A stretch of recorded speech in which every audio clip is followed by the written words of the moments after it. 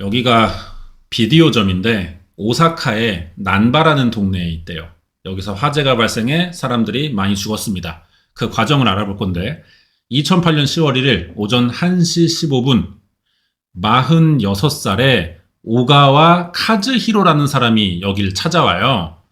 캐츠라는 비디오 방이고 우리나라도 예전에 비디오 방 많았죠. 아는 사람을 데리고 갔습니다. 오래전부터 알고 지낸 사람은 아니래요. 이틀 전에 다른 지역에서 알게 된 점쟁이야. 벌써 희한하죠?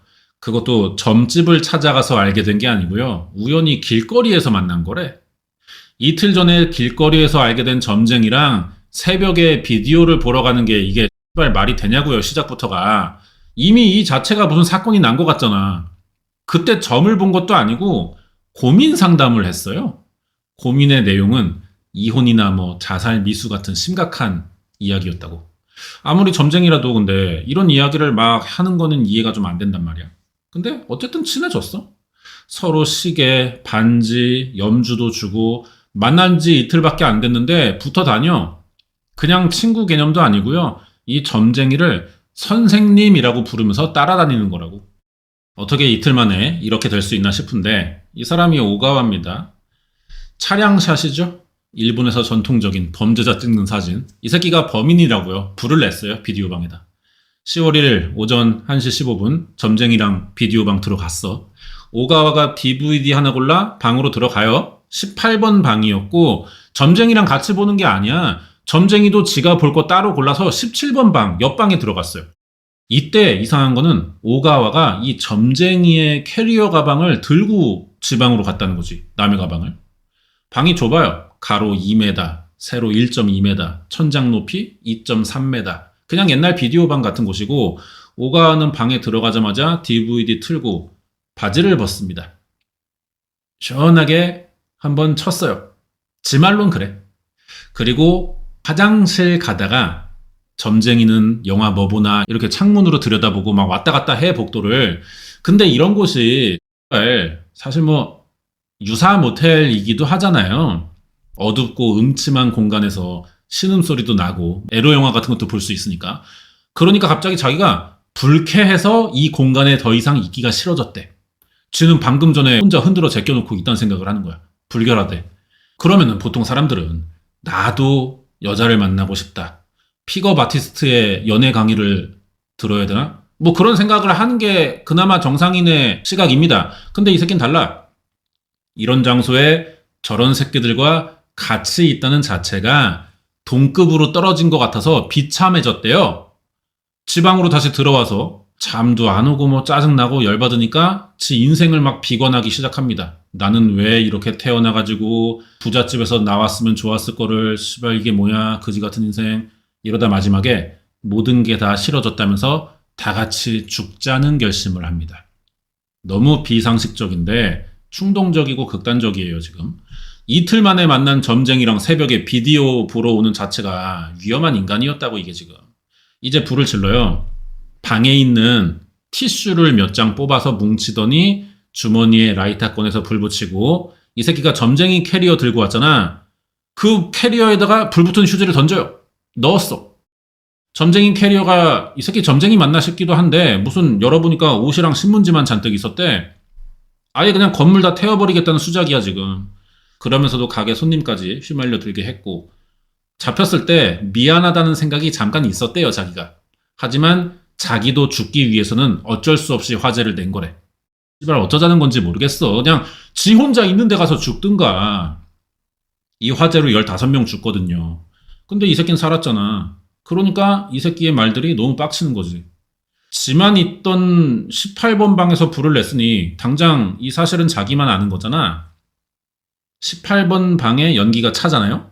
숨쉬기 힘들어서 기침하다가 방을 뛰쳐나왔어. 이때 다른 손님과도 마주칩니다. 그 손님이 얘 보고 뭔가 타는 냄새 나는 것 같으니까 그 방을 가봤어? 불났어. 이걸 확인하면서 가게 주인에게 얘기했거든요. 여기서 문제가 손님들 대피를 안 시켰다는 거예요. 비디오 방이라는 곳이 지하고 폐쇄적이잖아 공간 자체가. 다들 각자 방에서 손님들이 문 닫고 어둡기도 하고 보통 헤드셋, 이어폰 이런 거 끼고 영화 본단 말이야. 애초에 자러 오기도 하고요. 수면실처럼. 그러니까 다른 손님들이 위험해지기 전까지 이 상황들을 몰랐다고. 가게 주인도 비디오방 크기가 뻔한데 불 나봐야 뭐 얼마나 심해지겠나 싶어서 물 뿌리면은 금방 끌 줄 알고 화장실에서 이제 양동이에 물을 받기 시작해. 그때 이 18번 방에서 뭐가 터져버립니다. 그걸 시작으로 가게가 정전이 돼요. 이제 불이 번지겠죠? 대피하라고 소리 지르는데 사람들이 못 듣죠. 복도에 불 번졌어. 그때 각자 자기 방에 있던 사람들을 알 거야. 뭔가 좀 후끈후끈해지고 냄새도 이제 조금 방으로 들어올 거고. 문을 열려고 하는데 복도가 다 타버리니까 뜨거워서 문 못 열잖아요. 갇혔다고 각자 자기 방에 다. 결국 신고가 들어갔고 한 3시쯤에 119 신고로 소방차랑 구급대가 한 40대 왔어요. 현장 되게 복잡했어. 급한 상황인데 127명이 한 번에 출동했거든요. 아무리 훈련된 사람들이라도 이게 바로 지휘 체계가 잡히겠어요? 지하에서 난 화재라 연기도 잘 안 빠지니까 뭐 보여야 들어갈 거 아니야. 후레시키는 게 의미가 없다고. 진입이 안 돼. 들어가서 빨리 몇 명 있는지 살았는지 죽었는지 알아야 되는데 지하니까 더 어려운 상황이에요. 일단 오가와 새끼는 지 혼자 밖에 나왔어. 잡았습니다. 너 왜 그랬니? 물어보니까 오가와 이 새끼가 자기가 한 거 다 맞고 변상하겠대. 변호사 불러달래. 이 지랄을 해. 바로 경찰서 끌려갖고 조사받아요. 현장에서 잡혔고 지가 인정도 해서 재판 금방 넘어갈 줄 알았거든요. 근데 이 새끼가 말을 바꿉니다. 그동안 자기가 있던 18번 방에 캐리어 들고 들어가서 불도 거기서 지른 거다 했다가 2주 만에 말을 바꾸는데 불 붙인 기억이 없대요. 그리고 이틀 뒤에 다시 범행을 인정하더니 다음 날은 또 아니래. 하루에 한 번씩 인정했다 부인했다를 반복하고 있어. 검찰은 이 새끼가 뭐 한두 번 그런 거면 모르겠는데 매일 진술이 달라지는 걸 봐서는 일부러 지랄하는 거라고 생각해서 진술 확정하지 않은 채 살인과 살인미수 방화 혐의로 기소합니다. 현행으로 잡힌 사실은 존재하니까. 재판 가면 뭐 형이 얼마냐의 문제지 범행 인정은 될 거예요. 그걸 알아보기 전에 오가와 카즈이로 이 새끼 대체 뭐하는 새끼냐. 범행 당시 46, 사건이 일어난 오사카 출생입니다. 고등학교 졸업하고 트럭 배달 조수로 일을 했어요. 금방 그만두고 파나소닉에 취직합니다. 공장에서 부품 만든 것 같아. 그리고 25살에 여자랑 결혼해서 일남 1녀 낳았고 이 여자애도 시내에서 알게 됐다는데 점쟁이도 그렇고 참 뭐 길에서 만나는 걸 좋아해요. 7년 정도 결혼 생활 하다가 32살에 이혼하거든요. 일남 1녀니까 딸은 아내가 키웠고 오가와는 아들 데리고 가서 자기 엄마 집으로 들어가 살아. 이혼을 왜 했냐면은 이 새끼가 애초에 좀 문제가 많았어요. 도박, 폭행, 바람 이런 건 아니야. 그러면 사실 문제가 없는 거잖아. 있지. 우울증이 심해. 자꾸 아무 문제 없는데 혼자 인생 비관하면서 손목 긋고 배 찌르고 자해해. 근데 왜 안 죽었냐? 매번 시도하다가 아파가지고 119에 신고해서 병원 가는 거야. 지 혼자 야 막 난 죽어야 돼. 더 이상 살 가치가 없어. 119죠. 제가 좀 다쳐가지고요. 이 지랄을 하고 있는 거야. 가족들 앞에서. 그리고 나서 이제 병원 갔다 오면은 붕대 감고 또 여보 회사 갔다 올게. 안 열받냐고. 안 열받냐고. 그러다가 40살에 조기 퇴직을 신청해요. 이혼하고 혼자 살다가. 22년 근속이라 퇴직금은 괜찮게 나온 것 같아. 그 돈으로 먹고 살다가 실업급여도 받았고 타코야키 가게를 들어가 알바를 시작해요. 2년 뒤에 42살에는 엄마 사망하고 유산 상속도 받았어. 퇴직금 합쳐가지고 한 5천만 원 됐거든. 이걸 근데 경마랑 빠찡코로 2년 만에 날립니다. 뗐어. 이제 되돌릴 수가 없어. 돈의 문제가 아니라 뇌가 이게 도박 아니면 이제 살 수 없는 상태가 돼버린 거예요. 44살에 집 팔고 더 싼 집 들어가가지고 내가 아는 어떤 아저씨랑 좀 비슷한 루트인데 남은 돈으로 또 도박을 해요. 당연히 이것도 다 날리면서 이제는 월세를 가서 살아. 가족이 가장 하나 잘못 만나갖고 이게 뭔 일이야 지금. 자기도 이런 건 양심이 있는지 나중엔 따로 나와서 살아요. 돈은 벌어야 하니까 대리를 뛰는데 도박 중독자 새끼가 일을 열심히 할 수 있겠어? 1년도 못 가서 그만두고 또 심장병이 있나 봐. 아, 가지가지 해. 병원에 입원했어요. 그러다가 이 새끼가 또 참 희한한 일을 많이 겪는 게 누가 자기 양자로 들어오면은 10만 원을 주겠다고 했대. 이거 받고 양자가 됐어. 돈 때문에 양자를 드린다, 양자로 들어간다. 이거 생각보다 되게 위험한 일이에요. 보통은 범죄에 사용하는 겁니다. 명의를 도용하겠다는 얘기거든. 빚을 탕감하는 용도로 많이 악용돼요. 자식의 명의를 합법적으로 쓰는 것처럼 보이려고 하든지, 뭐 빼앗겠다든지 이런 목적이고, 이런 거 아니면 모르는 사람을 왜 호적에 넣어? 이게 뻔하고요. 오가와도 압니다. 아는데 당장 도박할 돈 10만 원에 눈깔 돌아가서 금방 후회할 짓을 하고 있는 거야. 법적으로 진짜 남의 집 아들이 됐고요. 생활보호 대상자로 월 12만 원씩을 받기도 했어. 그럼 뭐해? 도박 자금이라는 거는 이런 식으로 충당할 수 있는 게 아니죠.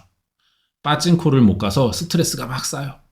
진짜 못 참겠으면은 일당 받는 일이라도 인력사무소 가 새벽에. 그래서 밤에 도박할 생각인데 도박에 미친 새끼들은 이 눈빛부터가 다릅니다. 일자리 달라고 찾아간 새끼가 막 눈 괴심칠해 해가지고 앉아있어. 누가 시켜줘? 돈 나올 구멍은 이제 없죠. 도박은 계속 하고 싶어요. 이 스트레스가 누적되면서 이번 사건을 일으키게 된 겁니다.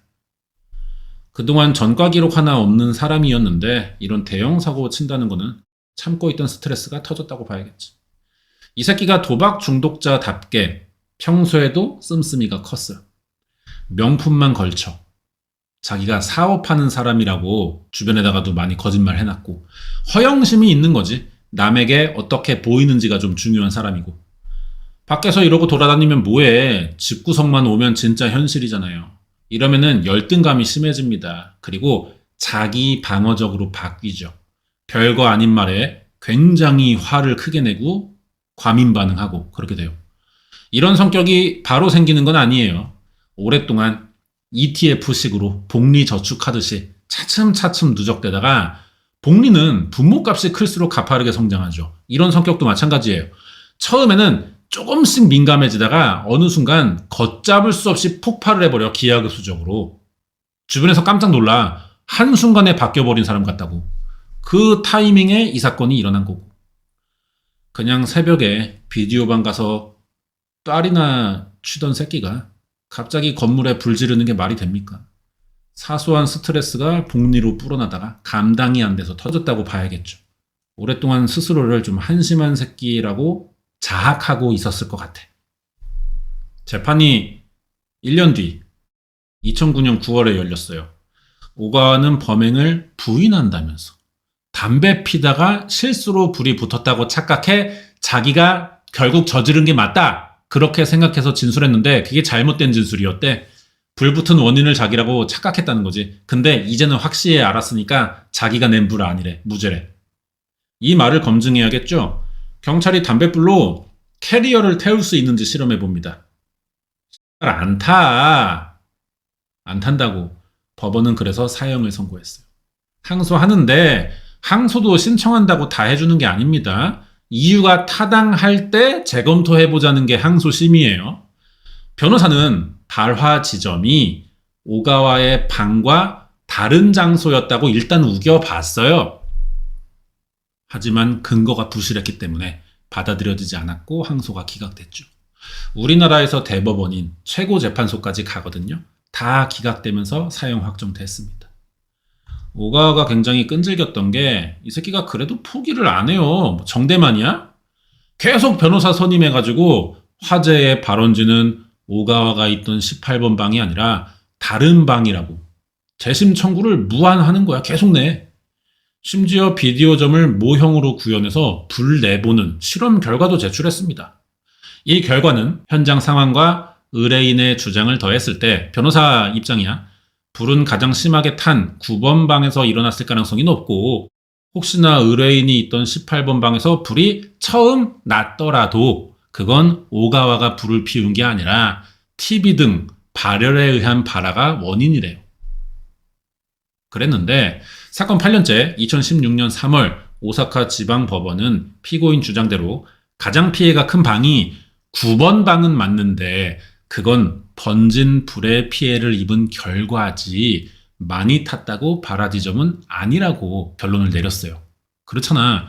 예를 들어서 화장실에서 난 불이 집안 전체에 번졌다고 치자 아무래도 옷방이나 침대방이 제일 많이 타겠죠. 근데 그 결과를 보고 불이 처음 난 장소가 화장실이 아니라고 주장할 수가 없잖아. 이 논리로 오가와의 재심 청구가 받아들여지지 않습니다. 근데 이 새끼가 지금도 재심을 청구하고 있어요. 2차 청구한 상태고요. 이 새끼는 지금 오사카 구치소에 사형수로 수감 중입니다. 아무래도 사형당할까봐 재심 청구로 연명하는 것 같아. 비슷한 사건 중에 예전에 교토 애니메이션 방화 사건 알아본 적이 있거든요. 빨간 옷 입은 파오가 불낸 사건이 있어요. 그게 좀 비슷해 보이는데 링크해 두겠습니다. 사건을 오가와의 범행 동기와 과정 중심으로만 설명해서 그렇지 이게 피해가 되게 컸어요.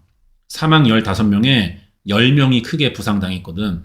범죄 사건은 초범인 걸 감안해 줄 때가 많은데 그래도 사형이 나왔잖아. 피해가 그만큼 컸다고 보면 되고 일본 방화 사건 여러 번 얘기했었단 말이에요. 그동안. 무조건 범인과 경찰 탓만 할 수는 없어요. 사회라는 거는 개개인을 단속해서는 유지되지 않습니다. 한 덩어리로 굴러가도록 하는 시스템이 중요하단 말이야. 나라와 건물의 특징 때문에 일본은 화재 사건이 많을 수밖에 없어요. 많이 지으려면은 좁은 면적의 건물을 올리고 그 좁은 단점을 보완하기 위해 높게 지으려고 하잖아요. 아파트를 짓는 이유야. 그럼 당연히 건물의 내부 계단도 좁아지고 엘리베이터도 작습니다. 일본은 더 심해요, 이 현상이. 이런 불편함이 있으니까 계단을 나선형으로 많이 지었어, 한때 일본이. 돌아가면서 올라가라고. 이게 화재에 굉장히 취약해요. 나선형이니까 공기의 흐름상 약하게나마 와류 현상이 생길 수 있잖아. 올라가려는 성질이 있다고요, 이게. 당연히 아래에서 위로 불이 번지기 쉬워지고 열기나 연기도 금방 전달돼요. 불은 금방 번지는데 공간은 또 좁으니까 대피가 어려워서 화재 한번 나면은 피해가 너무 커지지. 또 건물들을 다닥다닥 붙여 지으니까 목조 건물도 많습니다, 심지어. 다른 건물에도 잘 번지고. 이번 사건도 그래요. 7층짜리 목조 건물이었습니다. 발화 지점도 지하였잖아. 그래서 대처가 어려웠고 바로 신고나 대피도 안 했던 상황이고 이미 불이 다 번진 상태였고 연기 때문에 밖으로 나가거나 진입도 힘들고 당연히 스프링클러 없었고요. 소화기 같은 걸 두긴 했는데 그거는 초기 진화 때나 필요하지. 이미 소방서에 전화할 정도면은 소화기로는 안 된다는 거잖아요. 여기가 성인 비디오 방이기도 해가지고 업장 특성상 담배, 라이터를 또 허용해 줍니다. 결국 언젠가 일어날 수밖에 없던 사건이에요. 하필 이 새끼가 터뜨렸을 뿐이고. 결국 위험 요소를 악용하는 새끼가 나타났기 때문에 피해가 더 컸던 거죠. 근데 일본이 지금 계속 화재 사건들이 일어납니다. 어느 나라나 화재가 있죠. 근데 일본이 조금 더 특수하게 일어나고 있다는 거야. 아예 건축 방식이 달라지지 않는 한 이대로는 어쩔 수 없는 부분이 좀 있는 것 같고요. 그래서 일본이 방편으로 내세운 게 방화 사건의 처벌 강화였어요. 일본은 방화 저지르면 다른 나라보다 처벌 셉니다. 이런 나라에서 15명이 죽는 화재를 냈으니까 사형이 나올 수밖에 없죠. 비응신 같은 새끼. 한마디로 새벽에 점쟁이 데리고 가서 딸 치고 불렸다가 사람 죽인 거야. 이게 뭐냐고. 이런 병신 같은 사건이 어딨어.